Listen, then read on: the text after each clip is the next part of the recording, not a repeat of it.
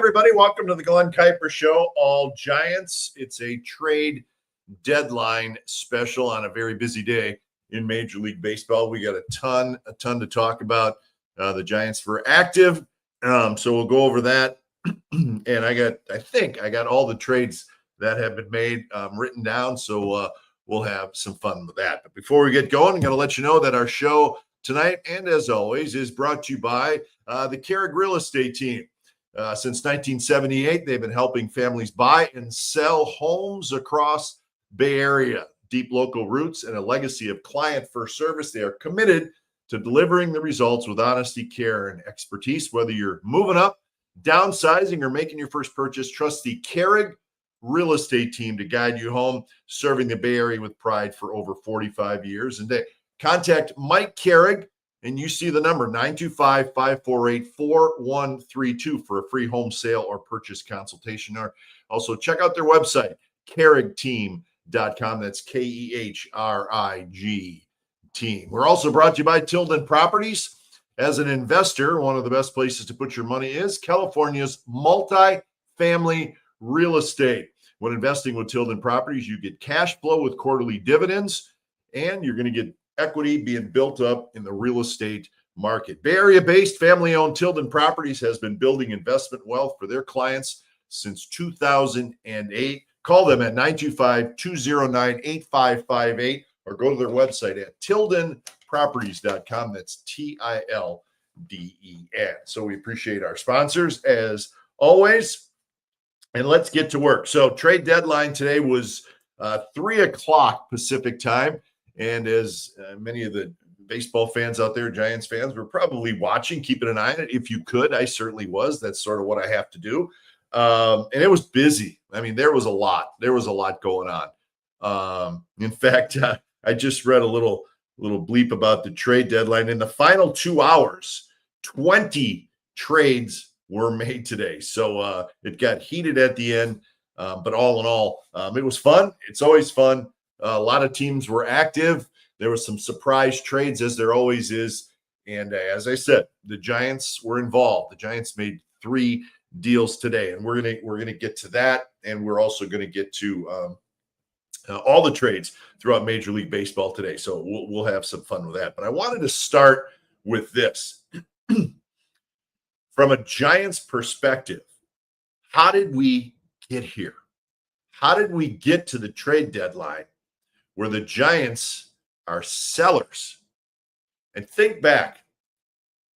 I can't remember when was the last time the Giants were sellers at the trade deadline. Even though there's been some years in the last 10, 15 years where, I thought maybe they should have been sellers, but it just was not in their DNA. But today they were sellers. And it was a strange feeling. It's just not something, any of us are used to. But was it the right thing to do? Yeah, it's not like the season's over, but it probably was the right thing to do. So how did we get here? Giants are 54-55. They lost 12 out of 14. I guess that's probably how we got here, by losing 12 out of 14. But I was thinking it wasn't that long ago where I think we all felt pretty good. Think about as recently as July 11th. July 11th. I mean, that's it's a couple of weeks ago, right? July 11th. On a Friday night, the Giants beat the Dodgers at Oracle Park 8-7. It wasn't that long ago. Crazy game. Dodgers kept coming back, but the Giants hung on to win it. They were, after that victory, 9 games over 500, 4 back in the division, and a half game back of the Padres for the 3rd wild card spot. So at that point, I mean, not that long ago, but I think we were all feeling pretty good. Unfortunately, lost the next 2 games. Probably should have won one of them. But even as recently as last week, okay, or they go to Toronto, they get beat up, they get swept, play terrible in Atlanta on the first night, but then they come back and they win in Atlanta on Tuesday and Wednesday. This was last week, and they scored a ton of runs. Their at-bats were pretty good. So they come home, and they're 5 games over 500. So, but even then, at that point, they're a game and a half out of the second or out of the third wild card spot. This was last week. This was last week at this time. And then the homestand comes, and it's really, honestly, just a full disaster. They lose all 6 games on the homestand, 3 to the Mets, 3 to the Pirates. That brief respite of offense in that Brave series where the last 2 games they scored 18 runs. Just like that, it was gone. They could not carry any momentum. They lose all 6 games on the homestand. They score a total of 12 runs. And so that offense that has just been in such a struggle, it just keeps showing up. And even when there's a couple games of improvement, you want to see it more, and it just has not carried on where you saw a good 10 days of offense, and really almost that way as a full team as well. So anyways, that's kind of how we got here. Okay. But listen, we're all fans. We all watch. I watch every game, and I know many of you guys watch every game. Even with the stuff I just said, where not that long ago, there was some hope, but in fairness to reality, there was some warning signs here that we've seen the last couple months. There's no mistaking that. But even the Devers trade, they make this trade on June 15th. Devers has not done as much as people thought. But could you have ever imagined that on the day they made the Devers trade, and this is not about necessarily Devers individually, it's just about you thought that would be a rallying point. Since that trade, the Giants are 13-24. That's the worst record in the majors. How does that happen? How does it happen? Well, it did. That was a warning sign to me, and I think it was to everybody. Going all the way back to the beginning of the year, remember they started strong. Remember they won 8 out of their first 9. Well, and that's a small sample size at the beginning of the year, but after going 8-1, well, heck, since then they're 46-54. That's in May, June, and July combined, those 3 months, 35-43.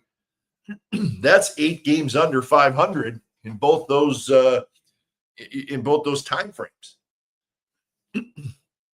8 games under 500. So, again, warning signs. The offense was really good early. But it just, there was good at bats, and they were scoring a nice amount of runs. But then they went into a little slide, and they never recovered offensively. They just never recovered. And now, statistically, it's not an opinion. It's statistic-based. They're one of the worst offenses in the major leagues. I would have never thought that the first, 4 or 5 weeks of the season. But for some reason, they went in a different direction offensively. Remember at the beginning of the year, we were talking about how many good at-bats they were having, something they needed to be better at from last year. And they were early on. They were really good with runners in scoring position. And then that just stopped. It just stopped. The at-bats went from being really good with runners in scoring position to not being very good. And now they're tied for the worst batting average in all of Major League Baseball with runners in scoring position. They're hitting .229 as a team. And I think the one thing that maybe, I don't want to say it's any more difficult to understand than the other things, but the beginning of the year, or even the first 6 weeks, they were playing good fundamental baseball. They were playing smart baseball. And to me, that's usually something that if you do that, then generally you're probably going to continue to do that. To me, fundamentals, if you're a good fundamental team, they don't just go away. Playing good fundamental baseball doesn't just all of a sudden leave. But that's what happened here. I don't have an answer for that. It's very, very hard to figure out. But it just, all of a sudden, mistakes started to be made that we weren't seeing at the beginning of the year, even recently. And again, we're really narrowing in, but only because there was things that just happened recently. I mean, on Tuesday night against Pittsburgh, it's a tight game. Excuse me. And there's a ground ball between first and second that the ball gets thrown and nobody knows, and it's a mess, and it leads to a run, and you end up losing by a couple runs. But and on Wednesday, Ryan Walker makes the mistake. He had the guy at home in extra innings. He doesn't throw home. He tries to get a double play, but he didn't know the runner was going from first to second on a steal attempt. I mean, just things like that where it's just fundamentals, mistakes, and it cost them. Okay. Elliot Ramos wasn't quite sure on the play with the infield fly rule, which cost the Giants a chance with runners in scoring position. Just things like that. And those are real recent, and that's why they're in my head. But just things like that, that's hard to explain because I didn't really see that so much earlier in the year. But that's where it has gone. And I think that's the frustrating part for Giants fans is you've just seen kind of a slow slide where you were a pretty good team, and now you've just become a below 500 team, which is hard to figure out. If you just see where this team was at one point, and not that long ago, I think they at least felt like they were one run. When I say run, I don't mean a run in a game, but a stretch. Let's go on a little run. But it just doesn't seem to come. But with all that said, listen, the season's not over. There's still 53 games left. There's still a third of the season left. There's a lot of baseball still to be played. We don't know what's going to happen. The Giants could continue to play the way they've been playing, or they could get hot, or we don't know. We don't know. But there are 53 games left that need to be played, and you need to make those 53 matter. Whether it's enough to get you back into anything, we don't know that. We don't know that. But it's going to be interesting to see how they play.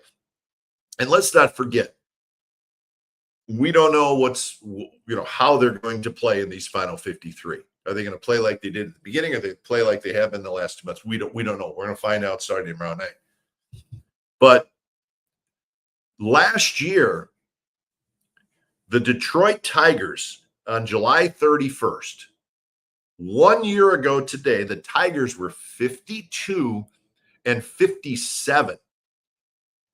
Not playing good baseball, had no thoughts about the postseason. 52 and 57. They were 7.5 games behind the third wild card team in the American League. There was 4 teams between them and the third wild card team. 4 teams, you have to jump over 4 teams just to get to the third wild card team. What did the Tigers do?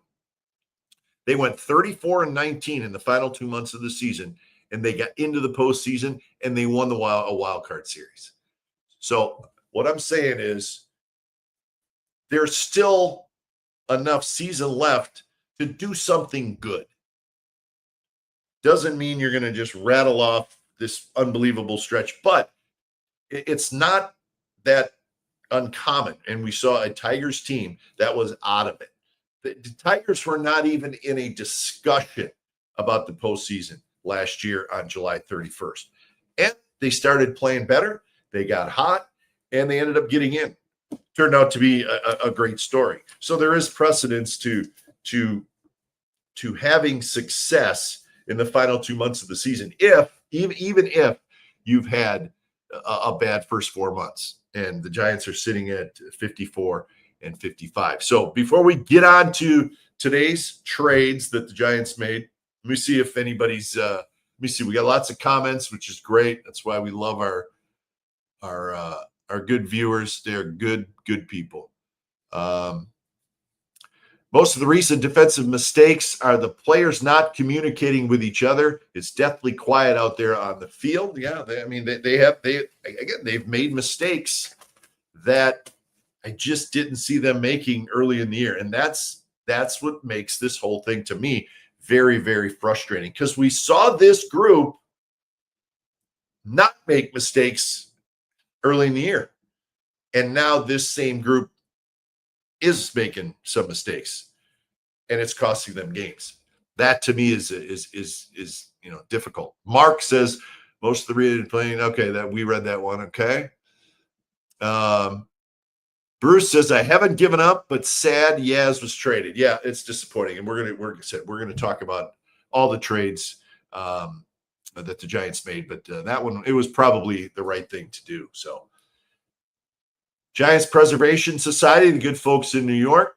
Good evening, Glenn. Of the 3 longtime Giants dealt, Rogers underrated, undervalued, underappreciated. Doval, good, but too inconsistent. Yes, classy guy, but no bat. More needed to go today. So that was the 3 Giants that were dealt.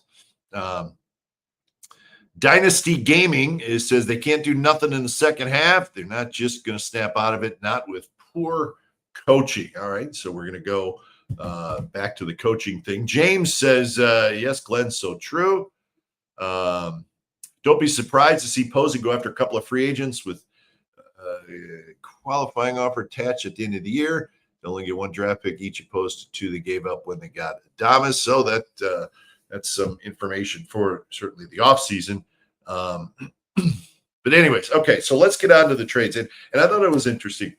As I mentioned earlier, Giants don't sell very often. I mean, they just don't, right? So none of us are really used to it, but they did, and they picked a lane, and I think they sat here. And I say they, I'm talking about Buster and Zach and Jeremy Shelley and Randy Wynn, the guys who are making these decisions. Bobby Evans is there. They see the same thing we're seeing, and I think they just felt like, we have a chance here to get some people back, and we have some relievers that people want. It was a reliever market, and they didn't straddle anything. They made a decision. They picked what they thought was the best thing to do, and they did it. And I'd rather have a team do that. I'd rather have a team saying, no, we're not trading guys. We're going to add. Or, you know what, I think, this is an opportunity for us to get some younger talent. Anyways, but the Giants picked the lane, and they went with it. Of course, it started with Tyler Rogers. He goes to the Mets. He said relievers were in such high demand, and the return was pretty good on relievers. So, that may have pushed the Giants a little bit in the direction of, hey, the relief market is hot. We have some guys that people like. We have Rogers, who's very good. He's also a free agent. So he goes to the Mets for Buttó, the right-handed reliever, who is a big leaguer, and he'll be in the bullpen for the Giants immediately. Pretty good year last year, 2.5 ERA this year, 3.6. In fact, we saw him pitch against the Giants over the weekend. So he will go right into the bullpen. Again, I'm not going to sit here and claim to know a lot about these guys because I would be BSing you, and I'm not going to do that. I don't think that's fair. So, but I do know that he's a right-handed reliever, and he's done a pretty nice job for the Mets the last couple of years.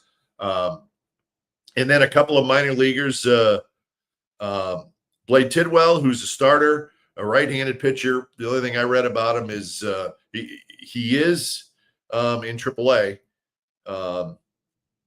Could be a relief, could be more of a reliever. We don't know. Decent numbers. Big right-handed kid. And then the outfielder who's interesting, Drew Gilbert. He's a left-handed hitter, not a big guy. He's about 5'9", but he's got some pop. He was a number 1 pick for the Astros back in 2022. And then got traded to the Mets in the Verlander deal. Interesting. How about that? But Drew Gilbert, again, a left-handed hitter. He is in AAA right now. His numbers in AAA, 252, 14 homers, 53 RBIs. He's got 19 doubles. He's done all that in 88 games. So the numbers are pretty good. And he is a high walk, low strikeout guy.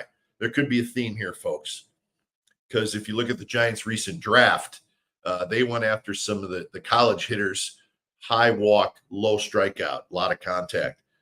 Gilbert's got some of that in him, but he's got some pop. But again, not a real big guy, kind of short, strong, 5'9", and he's in AAA. He's playing a full year in AAA. So I wonder, I don't know. I wonder if he'll be in the big leagues with the Giants. I don't know. We'll find out. But those are the 3 guys that the Giants got from the Mets for Tyler Rogers. Again, Rogers was going to be a free agent. He was a guy that, if you remember on some shows earlier in the year, I said I'd like to see the Giants at some point later in the year extend Tyler Rogers because he's a very important part of the bullpen. He did a terrific job. Reliable, workhorse. And who knows? Maybe they bring him back as a free agent. That's always a fun thing to think about, but it obviously actually doesn't happen a lot when you trade a guy who's going to be a free agent, then you bring him back. But anyways, we wish Tyler Rogers best of luck with the Mets. Good guy. But, it was a chance for them to get something for it, and they did. And then right at the trade deadline, Camilo Doval was wanted by some teams. I know that for a fact. I know the Mets were looking for relievers, and they liked Camilo Doval a lot. And they were here over the weekend, and I think they would have liked to have left with Doval, but a deal was not struck there. But they did get Tyler Rogers. So Doval goes to the Yankees. So that's a big deal. Now, Doval, not a free agent. He's got a couple years left. So he will go right into a Yankees bullpen and right into the middle of a heated pennant race. So we wish Camilo Doval the best luck. Giants got 4 players back for him. A catcher, third baseman, Jesus Rodriguez, who, from what I've read, is a pretty good hitter. Right-handed hitter, also, can play some other positions. I don't know how advanced he is as a catcher defensively, but what it sounds like is he can hit a little bit. And he's in AAA right now, hitting over 300.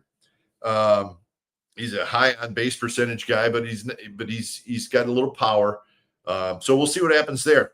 Again, kid sounds like he can play multiple positions, with catcher being one of them. But he's in AAA. Tristan Vreeling is a right-handed pitcher. He's in AA. Parks Harbor is a third baseman in high A, hitting about 320. And then Carlos De La Rosa is a very young left-handed pitcher they got from the Yankees. He's in the Dominican Summer League. So he's just 17 years old. So we don't know a lot about him. But so we'll see what happens with the players from the Doval trade. I guess it looks like the only one that could possibly get to the big leagues maybe is Jesus Rodriguez this year. But again, I don't know that. That's speculation, and got to be careful with speculation. And then finally, Mike Yastrzemski goes to the Kansas City Royals right at the deadline. Giants get a young right-hander, Junior Marte, just 21 years old. I know a couple of people said, wait, we've had that guy before. The Giants did have a Junior Marte, a right-handed pitcher, a couple of years ago. It is not the same guy. But Marte is pitching in single A, having a pretty good year. ERA about 2.7, 82 innings. But again, a young guy, 21 years old. But a prospect that the Giants will certainly take a look at and be patient with. But Mike Yastrzemski is gone. He's in Kansas City. And we wish him the best of luck. And you know what? Mike took some heat this year. I know he was struggling offensively, but if you look back at his career with the Giants, he really did a pretty good job for the Giants. Played a terrific right field in what is a very tough right field to play. He had Gold Glove consideration a couple times, and he was a Willie Mack Award winner. And you know what? He played the game the right way. Smart player. It's just when your team is struggling offensively, you want everybody to be better offensively. And it just happened to be Yaz this year really struggled. He just could not get going. And it was an opportunity, for him. And I think the real reason that, maybe not the real reason, but one of the reasons why the Giants felt like this was probably the right thing to do, and it all goes back to Luis Matos. And a lot of Giants fans want to see Matos play every day. Very talented young guy. And here's the reason I say this is Matos is out of options next. He's going to be out of options next year. And what that means is when he gets to spring training next year, the Giants are not going to be able to send him back to the minor leagues because he's out of options. Okay. So he either has to make the team or you're probably going to lose him. Somebody's going to grab him, because if you try to send him down, you can't do that because he's out of options, and then he becomes available to any team. So I think the Giants really feel like we need to find out what we got with Matos as best we can going into the offseason, so they have an idea throughout the offseason and getting ready for spring training and putting their roster together for next year. I think that's the main reason here that Yaz was dealt, because now it opens up a spot, and we'll see if they do this. I think this is what they're going to do. But again, I'm not going to act like I know exactly what they're going to do, but it makes too much sense. Now you have 2 months to play Matos every day, see what he can do, see what you got. Now, is 2 months a fair assessment time? Maybe not, but you have to figure out what you have and what you want to do with Luis Matos. It's the right thing to do for the organization. It's the right thing to do for the kid, for Matos. And you know what? You got to find out. If he settles in and does a nice job in the next 2 months, that's going to help you a lot going into this offseason. So that to me is a huge reason why the Giants traded Yaz and said, let's open up a spot. But also the Drew Gilbert kid who we talked about, who came over from the Mets, maybe he gets a chance to play a little bit in August and September. I'm not sure there. But I do think a lot of this has to do with Luis Matos. I really do. And it's going to be an opportunity for the kid. And let's see exactly what he does with it. If that is the route the Giants take. And I think that it certainly will be. So different deal this year for the Giants. They make 3 trades, trade 2 very good relievers. The question here is, something I'm going to watch for is, there was some consistency with Camilo Doval. I think we all know that he could be nasty, and then he could have you on the edge of your seat. Well, he's going to go in the Yankee Stadium, and he's going to put out the Yankee pinstripes, and he's going to the media and the Yankees fans, they don't care about any of it. They expect you to be good. If you were good with another team and they trade for you, they expect you to be good immediately. It's just the way it is playing in a place like New York. Some players are good at it. Some players struggle with it. But it's different. It's different playing there. So, I think that's something to watch for. For his sake, what you don't want to have happen is his first couple outings are bad, especially if they're bad at Yankee Stadium, because they'll wear him out. The fans will just wear him out. And then, nobody wants to see that. But so we'll see. We'll see how Doval does pitching in New York. So, all right, now here's what I did. I did my best. If I missed one, let me know. I got all the trades. So I'm going to go through those a little bit. I'm not going to spend a huge amount of time, but give you guys an idea what each team did. Listen, before that, I do want to read a couple more comments because we love our viewers. Giants still have too many. Where'd that go? Too many DH type players is what I saw. We lost it.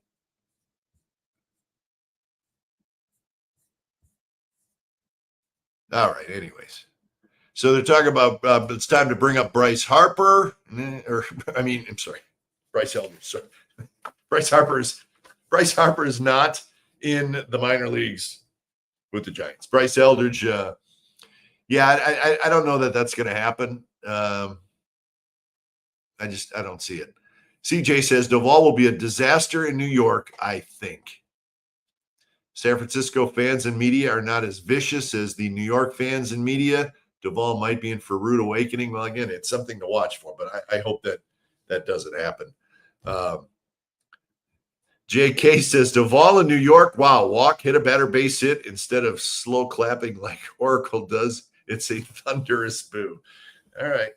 Well, we'll see. All right. Let's do this. Starting in the National League West. Listen, the San Diego Padres are 3 games behind the Los Angeles Dodgers in the division. 3. And the Padres had some stretches where they were not playing great baseball, but now they're starting to play well again.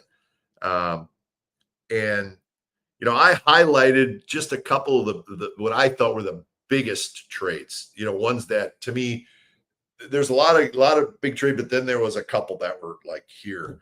But let's start with the Padres. They get Mason Miller, the flame-throwing reliever from the A's. They also got J.P. Sears, who has pitched well against the Giants in his career. Sears, left-hander for the A's.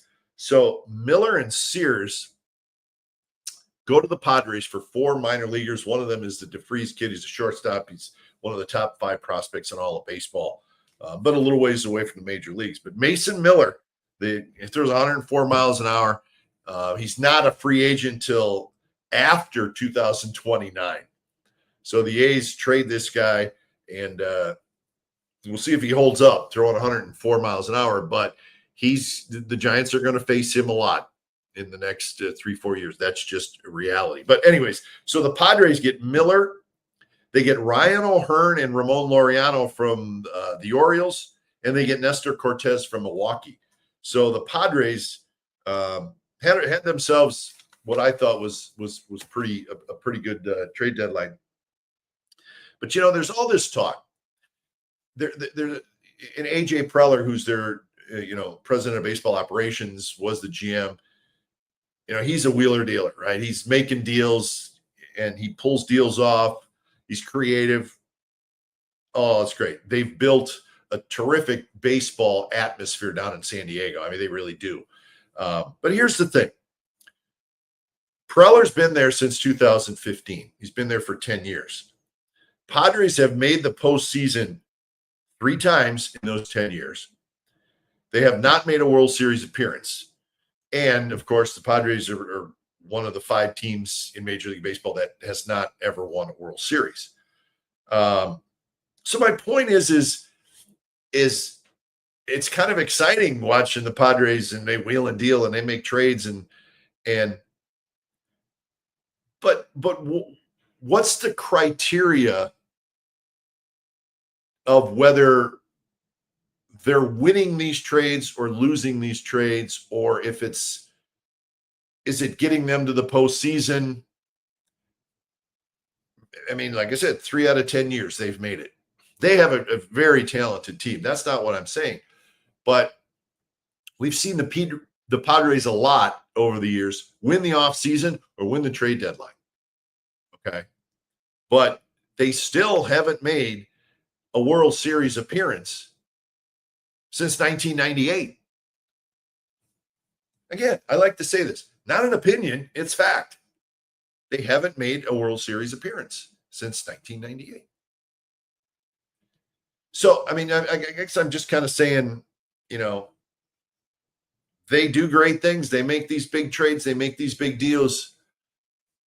And sometimes it gets them to the postseason. Sometimes it doesn't. I don't know. That's, you know, we'll see. We'll see. They have a very nice team. There's no question about it. And, you know, they have a very good chance of making the postseason. But that's just, you know, something to think about, you know, when we talk about the San Diego Padres. Dodgers got a reliever from the Twins, Brock Stewart. They did trade Dustin May to the Red Sox, which I thought was interesting. Diamondbacks, they traded a lot. You kind of had a feeling they were going to do that. They traded 5 guys, including Josh Naylor. They traded Grichuk. They traded Eugenio Suarez, of course, who was maybe the biggest bat out there that everybody wanted. But he went to Seattle. Merrill Kelly went to Texas, a starting pitcher that everybody wanted. Anyway, so Diamondbacks traded a bunch of guys. Padres got Mason Miller, O'Hearn, Laureano, big names there. So National League West, I think the Padres are that team that everybody wants to see now because they made these deals and they're only 3 back of the Dodgers. So that'll be a fun race. I mean, there's no question. The Giants are going to see the Padres 7 times yet this year, so they'll find that out. So National League Central, interesting, kind of a battle between the Cubs and the Brewers. Brewers have a 1-game lead going into today's action in that division. Brewers didn't do much. They sent Nestor Cortez, who really hasn't pitched much for them, a left-handed starter, to San Diego. They got Shelby Miller, the reliever from Arizona. But so the Brewers, who, if you listen, best record in the major leagues, they may be saying, hey, we're good. We're good. Cubs got a little help. They got a Kittredge from the Orioles, a reliever. They got Taylor Rogers, the left-handed Rogers brother. They got Will Castro from the Twins. But Cubs and Brewers, you know, neither of them made a big splash. There was a lot of talk that Cubs may make a splash. The Reds, interesting. The Reds are in this, and the Reds are a team to watch because they got terrific starting pitching. They're going to get Hunter Green back. They're 3 back of the Padres for the 3rd wild card, so they're in it. The Reds will be a fun team to watch the final 2 months. They got Ke'Bryan Hayes, the 3rd baseman from the Pirates, who we just saw in San Francisco this week. They got Zach Littell, the starter from the Rays. So that's where the Reds are at. But the Reds are in this thing. Keep an eye on them. In the National League East, the Phillies got maybe the best reliever, maybe outside of Mason Miller, but they got Johan Duran from the Twins, terrific reliever who's got a couple years left before he's a free agent. So that's a big deal for the Phillies. And then, of course, the Phillies and the Mets are just, you know, they're going at it. They're going to battle it right down to the end. Mets got a lot of relief help. They got Soto, the lefty from Baltimore. They got Halsey from St. Louis, and then, of course, Tyler Rogers from the Giants. And the Mets also got Cedric Mullins, the center fielder from the Orioles. So Giants will see some new Mets players this weekend in New York. So that's National League East. American League East, I think one of the big stories is the Yankees. The Yankees acquired 7 players. 7 players. Ryan McMahon, Ahmed Rosario, Austin Slater, David Bednar, Jake Bird, Peraza. No, they traded Peraza, but they got Caballero from the Rays, Doval from the Jets. So the Yankees made a whole bunch of changes. And they got a couple good back-end guys with David Bednar and Camilo Doval. So the Yankees made changes, and they're trying to just kind of hold on and get in this thing. Interesting, the Red Sox got Dustin May. The Dodgers traded Dustin May to Boston. Dodgers know that they're going to be getting a lot of pitchers back, including Blake Snell. So I think they felt like they could probably live without Dustin May, who had started quite a few games for the Dodgers this year. But anyways, Baltimore Orioles were an interesting team at the trade deadline. They traded 9 players. The Orioles did. They traded Baker, the reliever. They traded Soto, the reliever. Urias, Kittredge, Dominguez, Mullins, O'Hearn, Laureano. Charlie Morton got traded right at the end of the Tigers. So think about that. The Orioles, who have had a very disappointing season, they traded 9 guys. 9 guys. So the Orioles phone was ringing. Call the Orioles. They'll trade you guys. Tigers in the AL Central, they got some help in the bullpen. They got Paul Sewald from Cleveland, Finnegan from the Nationals. They got a couple starters. They got Chris Paddock from the Twins. They got Charlie Morton, as we said, from the O's. So the Tigers having a great season. They've been struggling some, but now playing a little better again. So they went, let's fortify our pitching a little bit. Maybe the team of the deadline was the Minnesota Twins. So I just said the Orioles traded 9 guys. That's a lot, right? The Minnesota Twins traded 11 players. 11 players they traded. I'm not even going to go through all of them because, but the one big trade, and this may have been the most shocking trade of them all. I'm not saying of the Twins. I'm talking about all the trades in Major League Baseball today. Is they traded Carlos Correa back to the Houston Astros. Of course, we know Correa started his career with Houston, terrific player there, had the weirdness with the contracts, goes to Minnesota, and his numbers were not that great with the Twins. He was not the player with Minnesota that he was with Houston. Just statistically, the numbers just weren't there. Still a good player, but he has said, I will play third base for the Houston Astros. He has 3 years and $92 million left on that contract that he ended up signing with the Twins. 3 years, $92 million after this year. Twins paid some of it, but not, I want to say I read 30 million of it. But anyways, Carlos Correa is going back to Houston. And the Astros are thrilled. So the Twins just unloaded.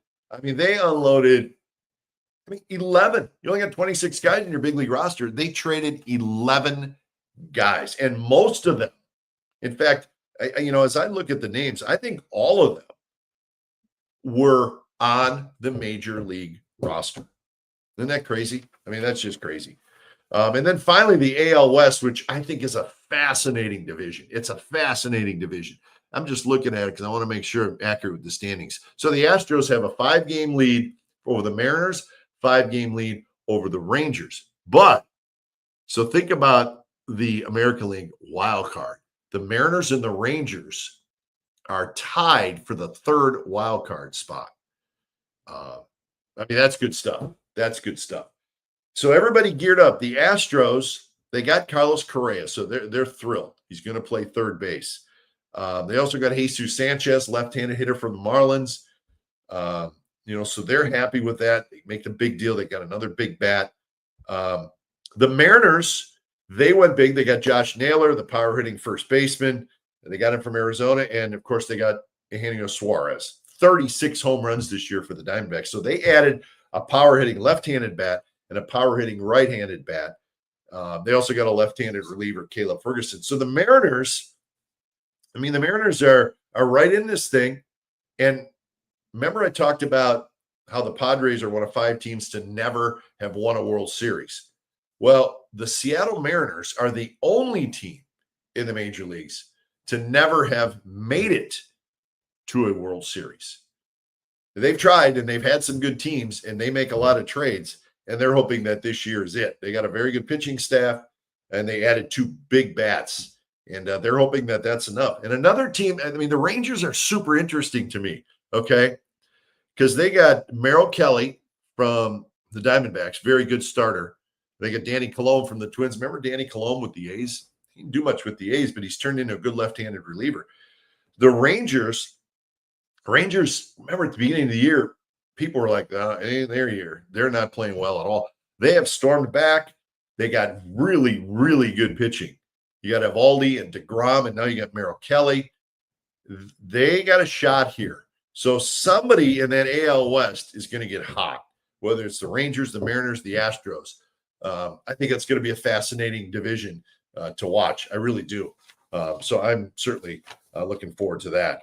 And for the A's, of course, they made that big trade with Mason Miller and J.P. Sears going to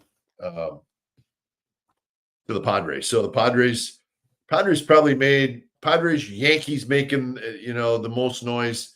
The Twins making a lot of noise for all the wrong reasons, where they're trading everybody. So interesting stuff on the trade deadline. I know there's a lot of names I threw out there, but that's what the trade deadline's all about.